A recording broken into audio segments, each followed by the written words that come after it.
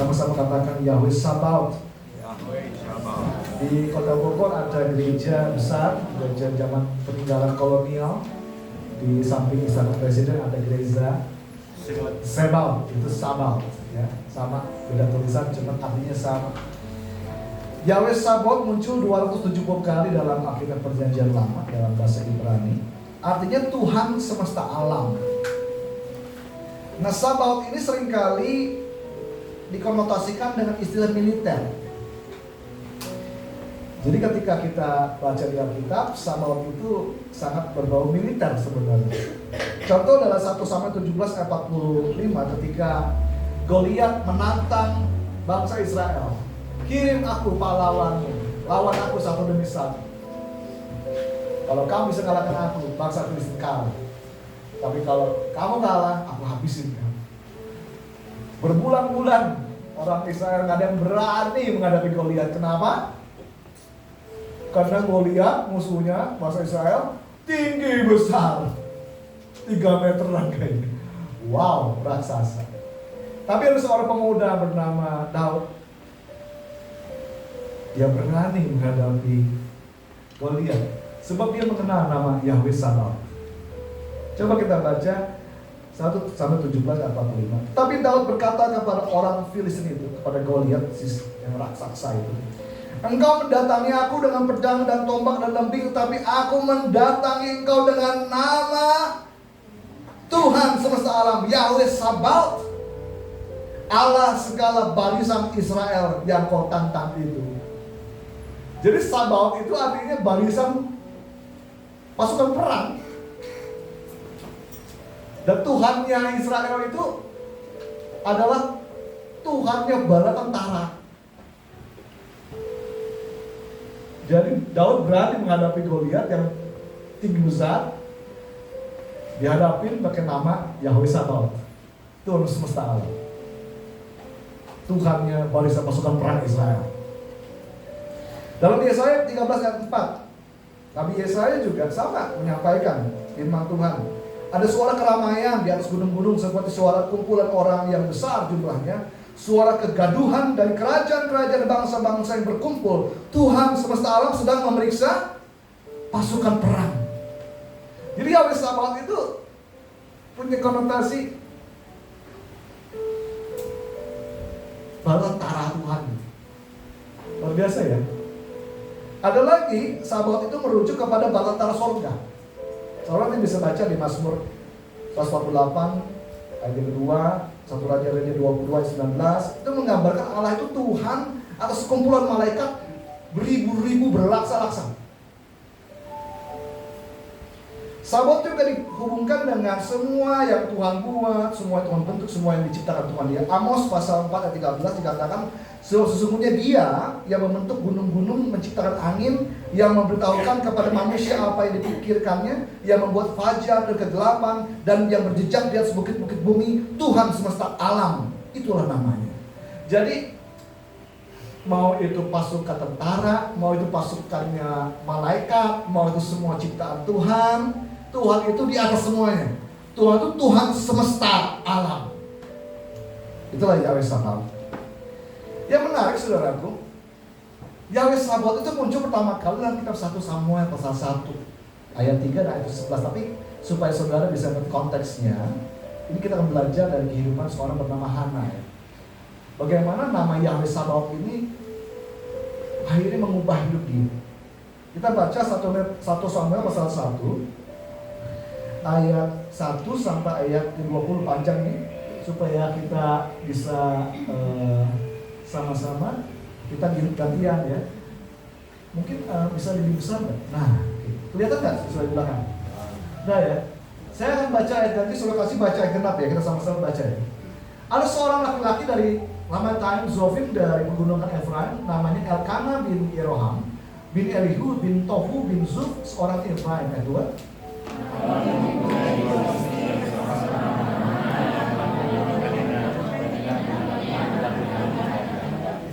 Orang itu dari tahun ke tahun pergi meninggalkan kotanya untuk sujud menyembah dan mempersembahkan korban kepada Tuhan semesta alam, Yahweh Sabaoth di Silo.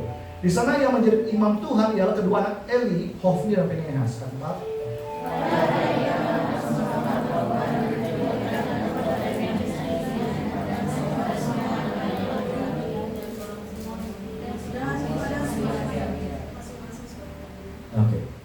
beriman, kalau taikin turun. Meskipun ia mengasihi Hana, ia memberikan kepada Hana hanya satu bagian sebab Tuhan telah menutup kandungannya.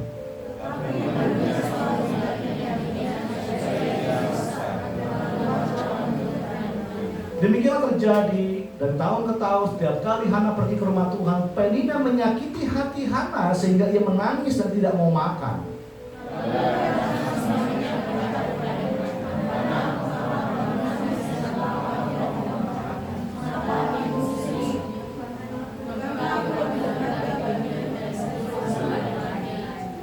Pada suatu kali setelah mereka habis makan dan minum di Silo, berdirilah Hana sedang imam Eli duduk di posisi dekat tiang pintu bait suci Tuhan.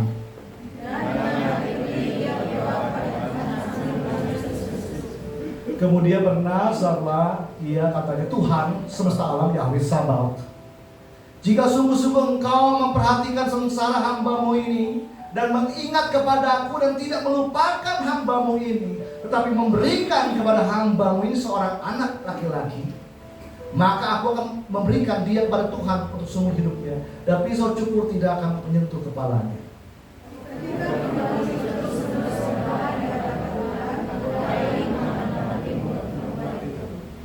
Kemudian bernasarlah ia, katanya, Tuhan semesta alam, jika sungguh-sungguh ayat 13 ya. Dan karena Hana berkata-kata dalam hatinya dan hanya bibirnya saja bergerak-gerak tapi suaranya tidak kedengaran, maka Eli menyangka perempuan itu mabok. Lalu katanya kepadanya, berapa lama lagi engkau berlaku sebagai orang mabuk? Lepaskanlah dirimu daripada mabukmu. Tapi Hana menjawab, bukan tuanku, aku seorang perempuan yang sangat bersusah hati. Anggur atau minuman yang memabukkan tidak kuminum, melainkan aku mencurahkan isi hatiku di hadapan Tuhan.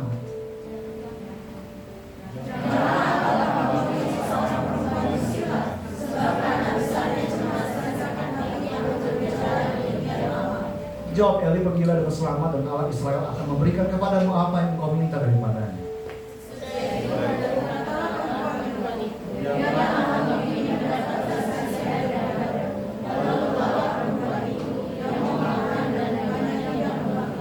Keesokan harinya bangunlah mereka itu pagi-pagi lalu sujud menyembah di hadapan Tuhan. Kemudian pulanglah mereka ke rumahnya di Rama. Ketika Elkanah bersetubuh dengan Hana istrinya, Tuhan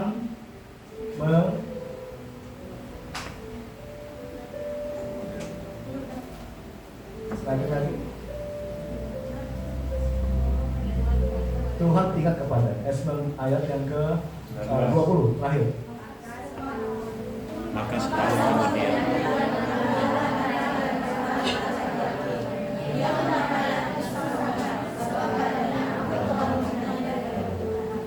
nah ini ya, kita dengar cerita Hana ya.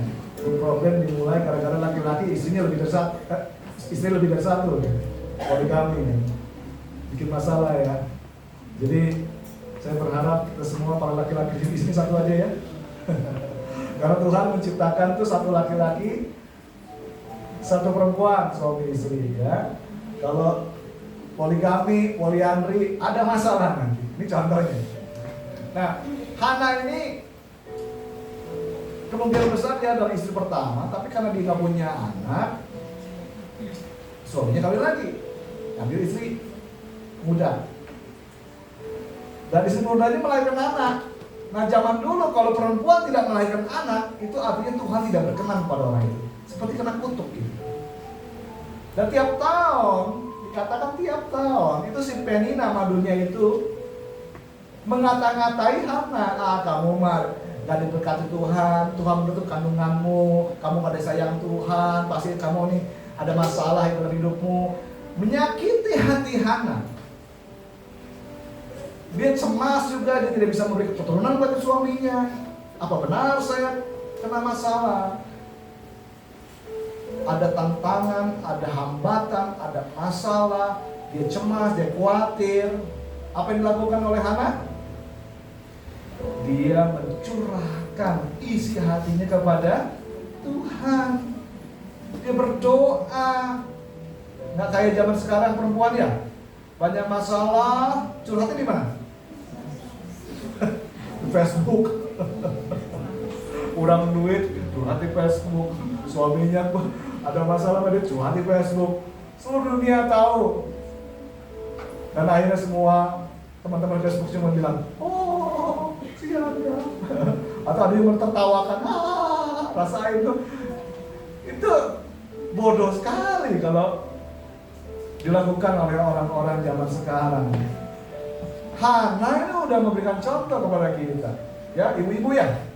Kalau lagi sedih, lagi tertekan, lagi cemas, lagi banyak kekhawatiran, banyak masalah di rumah tangga, curhat sama Tuhan, berdoa, cari Tuhan. Yang menarik, Hana menyebut Yahweh Sabaoth. Ini menarik sekali. Kan namanya Sabaoth tadi kita pelajari itu konotasi dengan peperangan. Jadi Hana menyebut nama Tuhan yang ada panglima bala tentara Tuhan. Buat Hana pergumulan hidup itu kayak peperangan gitu loh. Dia minta tolong sama Yahweh Sabaoth, panglima bala tentara Tuhan. Tuhan, ayo berikan aku kemenangan. Engkau maha kuasa. Kau bisa kasih aku anak. Aku janji deh, kalau kau kasih aku anak, aku berikan anak ini kepadamu, jadi hambamu. Dan akhirnya Tuhan kasih. Akhirnya Samuel seorang the great man, orang hebat. Samuel ini yang mengurapi Saul, mengurapi Daud jadi raja. Orang hamba Tuhan yang luar biasa. Lahir dari seorang ibu yang putus asa tadi. Saya mau dorong ya di sini ya ibu-ibu ya. Karena juga soal Hana juga bapak-bapak juga sih ya. Kalau kau sedang banyak masalah, banyak tekanan, jangan curhat sama manusia. Curhat sama Tuhan.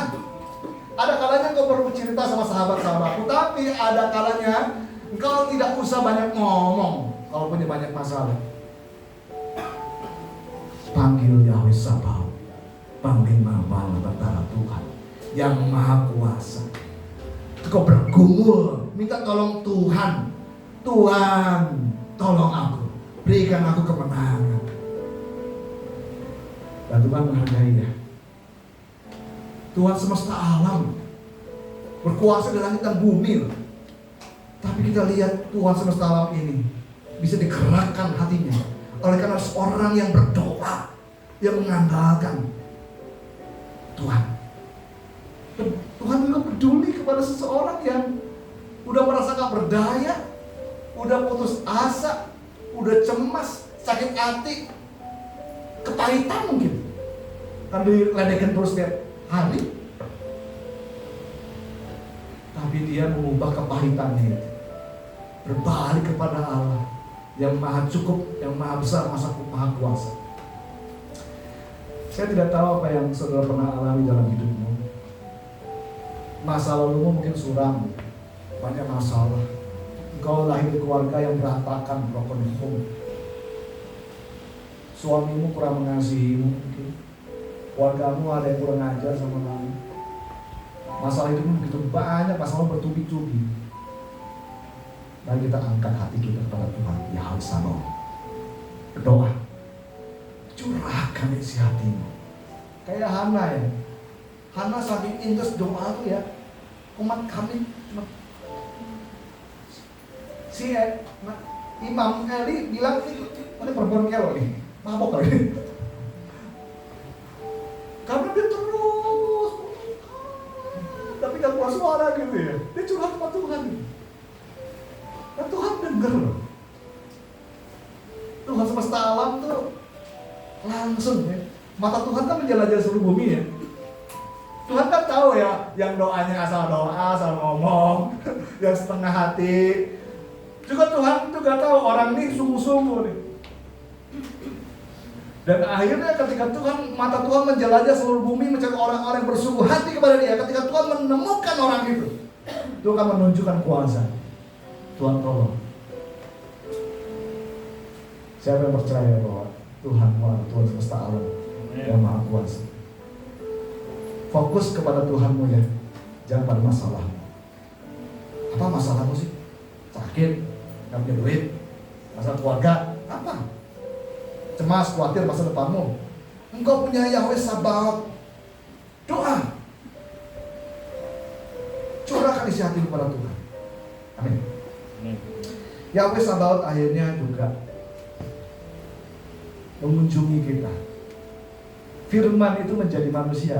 Namanya Yesus Kristus. Di Yesaya 47 ayat 4 dikatakan, penebus kami Tuhan semesta alam namanya, yang Maha Kudus Allah Israel. Dan bukankah Yesus juga penebus kita? Yesus datang ke dunia ini. Dia peduli kepada saudara saya. Dia tunjukkan dia berkuasa, dia punya otoritas. Yesus datang tebus kita. Yesus bebaskan kita dikuasai iblis. Jadi rasuk setan diusir, setannya. Orang itu dibebaskan. Yang mati dibangkitkan oleh Yesus. Yang sakit kusta disembuhkan. Yang buta dibuat melihat oleh Tuhan Yesus. Alam juga ditaklukkan oleh Yesus. Ketika Yesus dan murid-muridnya sedang dalam perahu, badai ada, Yesus cuma datang, berdiri, diam, tenanglah, badai reda. Yesus tuh Yahweh Sabaoth yang datang ke dunia ini. Sebelum Yesus disalibkan, Yesus berkata kepada murid-muridnya, kuatkan hatimu, aku telah mengalahkan dunia ini. Siapa yang di sini capek hidup di dunia? Tuhan Yesus berkata, aku telah mengalahkan dunia ini. Jadilah pemenang. Setelah kematian Yesus, sebelum ke surga, Yesus berkata kepada murid-muridnya, kepadaku telah diberikan segala kuasa di surga dan di bumi. Karena itu pergilah. Dan kematian Yesus di atas kayu salib, Yesus telah menghancurkan iblis, bebaskan kita dari belenggu dosa. Kemenangan Yesus yang penuh kuasa atas dosa. Jadikan Yesus di atas segala. Yesus punya nama di atas segala nama. Dalam nama Yesus bertekuk lutut semua yang di bumi, di bawah bumi, di atas bumi. Dan semua lidah mengakui Yesus Kristus adalah Tuhan penguasa. Tuhan semesta alam. Karena itu saudara-saudara, saya menguatkan hati saudara. Bila ada yang antara sedang menderita, sedang susah, kalau susah hati, berdoalah. Yesus mengajarkan begini dalam Yohanes pasal 16 ayat 23-24. Aku berkata kepadamu, sesungguhnya segala sesuatu yang kamu minta kepada Bapa Allah, disebut oleh Yesus sebagai Bapa yang Maha Kuasa. Segala sesuatu yang kamu minta kepada Bapa akan diberikannya kepadamu dalam namaku. Sampai sekarang kamu belum meminta sesuatu pun dalam namaku, mintalah, maka kamu akan menerima supaya penuhlah sukacita. Siapa yang ingin hidupmu penuh sukacita? Doa. Apa yang kau inginkan dari Allah Bapamu? Minta dalam nama Tuhan Yesus. Kalau engkau minta atas namamu sendiri, mungkin gak dikasih. Tapi kau minta dalam nama Yesus menebus hidupmu juru selamat. Yesus bilang, minta dalam namaku, maka kamu akan menerima, supaya penuhlah sukacitamu. Saya rindu cuma diperkarakan salah menjadi orang-orang yang penuh sukacita ya. Mengalami Yahweh Sabaoth itu. Ayo beriman pada Allah kita. Dia Tuhan semesta alam. Dalam Filipi 4 ayat 6-7 Rasul Paulus menjelaskan, janganlah hendaknya kamu khawatir tentang apapun juga, tapi nyatakanlah dalam segala hal keinginanmu kepada Allah dalam doa dan permohonan dan ucapan syukur. Damai sejahtera Allah yang melampaui segala akal akan memelihara hati dan pikiran dalam Kristus Yesus. Amin. Karena itu jemaat parakan salah, jangan ada yang khawatir akan hidupmu. Kita punya Allah Tuhan semesta alam yang bisa tolong kita, ya? Yang bisa sembuhkan sakitmu, yang bisa kasih kamu pekerjaan yang bagus, yang kasih masa depan yang penuh harapan, yang bisa pulihkan keluargamu, hubungan suami istri, hubungan orang tua anak. Nggak ada mustahil bagi Allah kita, amin. Saya sudah mengucapkan kata-kata ini juga dalam doa-doa saya sekarang. Bagi Allah tidak ada yang mustahil. Segala yang mungkin bagi Allah. Saya sekarang tinggal seperti Hana menyerukan nama Yahweh Sabaoth, Tuhan semesta alam. Mari Tuhan, tolong aku. Saya curhat sama Tuhan. Saya encourage saudara, curhat sama Tuhan. Biar Tuhan dengar dan Tuhan bergerak. Saudara, saya harus sampai kalau berdoa itu ya, sampai bisa menggerakkan hati Allah untuk menjawab doa. Makanya kenapa saya latih diri saya berdoa. Orang lain gak berdoa, harus berdoa ya. Saya akan berdoa. Sebab saya tahu Allah saya maha kuasa. Dia sanggup tolong saya. Dia sanggup tolong kita semua. Amin. Kalau sedang susah menderita, sedang khawatir, sedang cemas, ayo berdoa. Curhat sama Tuhan. Saya tidak tahu engkau sedang mengalami apa pada pagi siang hari ini. Tuhan mendengar. Hana cuma komat kami Tuhan. Tapi dengan jamah hati apa? Dan biarlah kita semua bisa menjamah hati Allah. Amin. Dan kita berdoa. Tuhan mengenal isi hatimu. Semua cerita hati, semua kerinduanmu, semua kepedihan hatimu, semua lukamu Tuhan tahu. Mari hampiri Tuhan Allah. Berdoa kepada Allah Bapa. Minta dalam nama Tuhan Yesus untuk menolongmu. Curahkan isi hatimu kepada Tuhan. Mari semua berseru kepada Tuhan. Keluarkan isi hati. Curhat sama Tuhan. Kita masyikara para bakara takaya masyikara bakara masyikara bakara masyikara. Tuhan, Engkau dengar isi hati kami Tuhan. Engkau dengar seluruh anak-anak Tuhan siang hari ini di tempat ini. Engkau lihat Tuhan setiap permasalahan hidup kami, setiap hambatan, setiap rintangan, setiap tekanan hidup kami. Tapi kami percaya bahwa Engkau Tuhan semesta alam, Yahweh Sabaoth, Allah yang maha kuasa, yang sanggup menolong kami. Engkaulah Tuhan yang membela setiap kami. Engkau Tuhan mendengar setiap seruan kami. Engkau yang memperhatikan setiap kami semua Tuhan. Engkau yang memenuhi hati kami dengan sukacita. Kami menolak untuk khawatir dalam hidup ini. Sebab kami punya Allah, kami punya pengharapan. Kami berdoa kepada Bapa dalam nama Yesus. Engkau yang mencukupi setiap apa yang kami butuhkan. Kami menyembuhkan sakit kelemahan tubuh kami. Engkau menolong kami yang sangat terbukti. Tuhan tolong umat-Mu. Biar kami semua Tuhan dipenuhi hati kami dengan damai sejahtera Allah. Biar damai sejahtera-Mu yang melampaui segala akal itu Tuhan boleh memelihara hati dan pikiran kami. Berkat semua Tuhan dalam nama Yesus. Amin. Saya undang semua jemaat bagi berdiri, kita doa ya. Saya mau kita biasain kalau doa tandahkan tangan.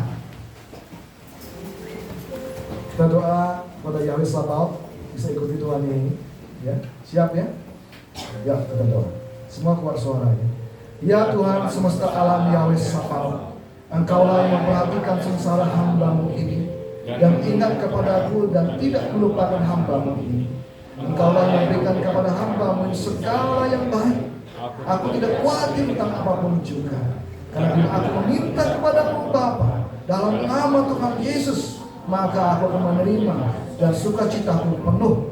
Aku bersyukur dalam sejahtera Allah yang melampaui segala akal, memelihara hati dan pikiran ke dalam Kristus Yesus. Amin. Silakan duduk saudaraku.